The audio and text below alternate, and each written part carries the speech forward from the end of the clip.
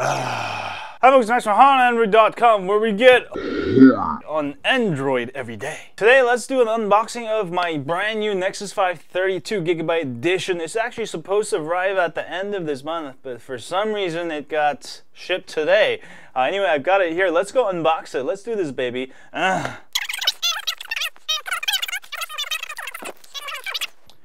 boom shakalaka, there we go. We've got Nexus 5. Welcome home. And let me go ahead and open it.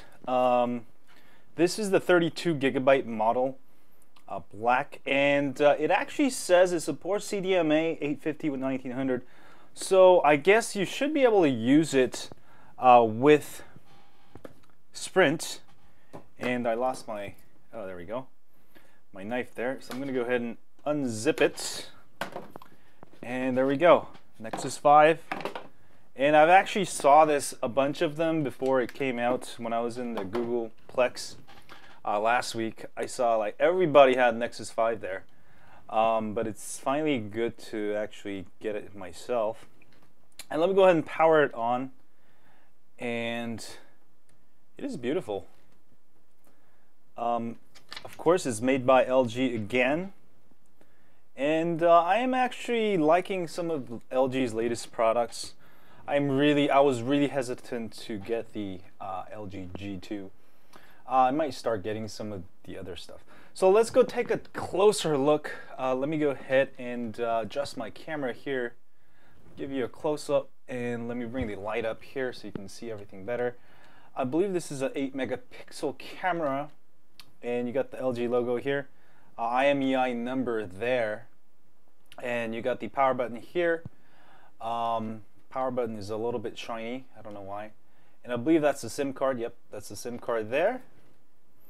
And up at the top, you've got 3.5mm jack. I believe that hole is for, that little hole is for, ooh, I should cut my nails. Microphone, and also speakers on the bottom. You know, when I got the Galaxy Note 3, you know, I thought the speaker on the bottom was useless. But yesterday, I found out that having the speakers on the bottom actually makes sense. When you put your phone in the pocket with the speakers pointing up, you'll be listening to music. You know, if you have the speakers in the front or the back or anywhere else, you know, you get a muffled sound. Your sound will not sound good. But with the bottom speakers or the top speakers, you can actually hear the sound very well. Well, it's downloading update. How do I get out of this? I don't want this. I don't know how to get out of this, so I'm gonna let it update. But let me give you a close-up look of some of the other stuff here. At the top, the angle kind of hard to see. There we go. There you go. That's the earpiece there. Front camera, and more sensors there. All right. System update. I should have just not updated. So it is making me an update, but looking pretty good. It's very nice. Kind of reminds me of the finish on the Nexus 10, but not as soft. It's just plastic there, flash there, but looking pretty good. I really like it. I'll be back after I do the update. Oh, I forgot to show you what's in the box. So you've got the adapter, probably an LG adapter. Let's go ahead and take a closer look. And it is 5 volts, 1.2 amps. So 1.2 amps. Not a super powerful, not the most super powerful adapter. And also USB cables there. Little manual here. I'm not going to go over it, but that's pretty much it for the box. You know, let me give you my first impressions while this is updating. And definitely feels more like a chocolate bar versus, you know, it's gotten a little bit slightly more rectangular, as you can see from the Nexus 4, but about the same size. Much slimmer. I really like that. It feels much slimmer. And it is definitely much lighter than the old Nexus 4. And of course, I've got the Galaxy Nexus here for comparison also. So design hasn't really changed much from the Galaxy Nexus to Nexus 4 to the Nexus 5. But I really like it. It's kind of like a candy bar almost feel. But yeah, I kind of like it. I'm going to go ahead and use it for the next whole week. Alright, it's finally updated system and it is rebooting. And this one is down here. It says it's made in Korea, model number LG D820. So I'm guessing probably all the Nexus 5s are made in Korea. I think that's a plus. I mean, you know, Korea makes pretty good quality products. So definitely that's a plus. And you know what? It's a nice phone. I mean, Nexus devices in general are not the most popular. You know, they always run out of quantity, but it's because they never made enough of them. Compared to like phones like S4 or Note 3, it's probably number of users, maybe just 10% of that, I think. You know, because I run all these sites, I know how many people actually come to my sites. That's just you know, my rough guesstimate. And there we go. I've got LTE out of the box. That's good. I've got AT&T SIM card in here. Looking pretty awesome. This has got the I believe the Snapdragon 800, just like the Note 3. So that is awesome. Very nice stuff. The first thing I'm gonna do is definitely just hit the build number until it says I'm a developer. Let's go check out the KitKat here. And I've seen this with my Android 4.4 on my Nexus, Galaxy Nexus, and also Nexus 4.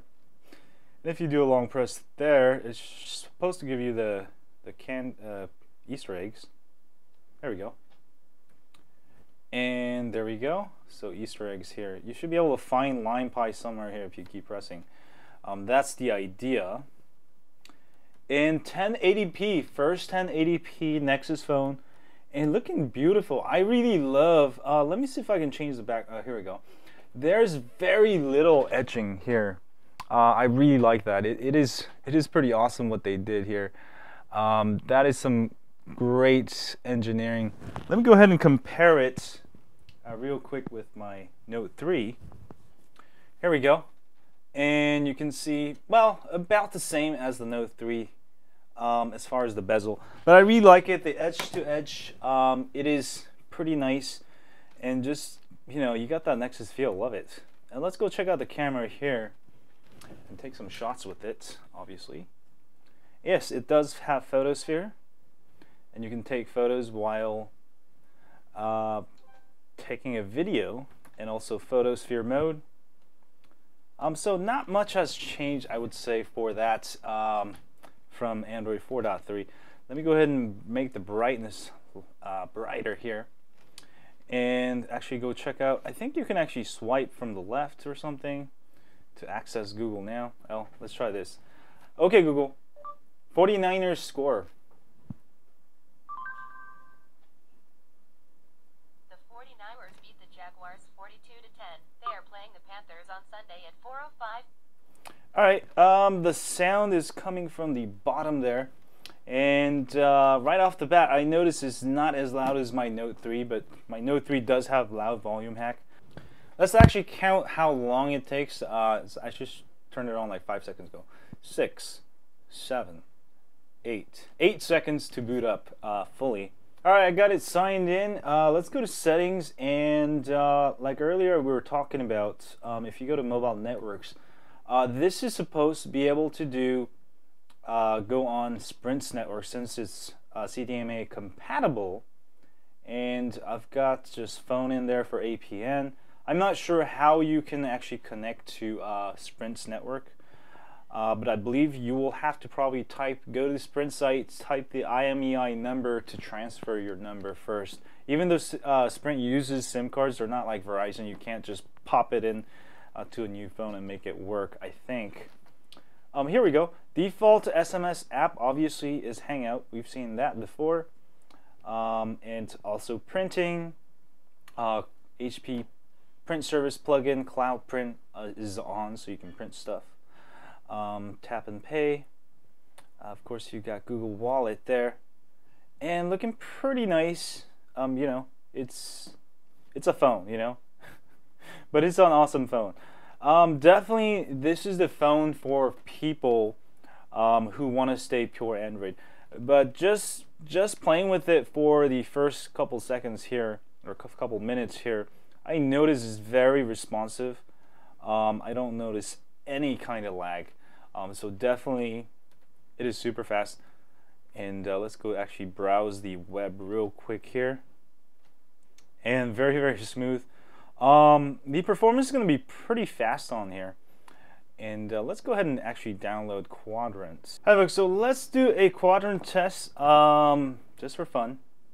And let me go ahead and use Note 3 I've got here. This is my stock running Android 4.3 here. And let me go ahead and run Quadrant on both. I've closed all the apps here. And let's go do this. Boom shakalaka. Alright, we're on our way. And this will kind of tell you how fast the Nexus 5 is. But it is actually running far behind already. I mean, they're pretty much even specs. I believe they do have the same processor, both clocked at 2.3 gigahertz. I'm not sure about the graphics. I'll have to double check. But they are supposed to be the same. As far as screen, they both have 1080p.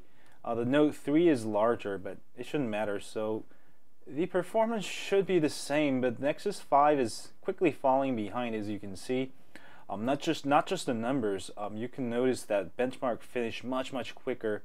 I've got almost 14,748. Ooh, 6,000. That's it. I think something is messed up with the Nexus 5 that I have here.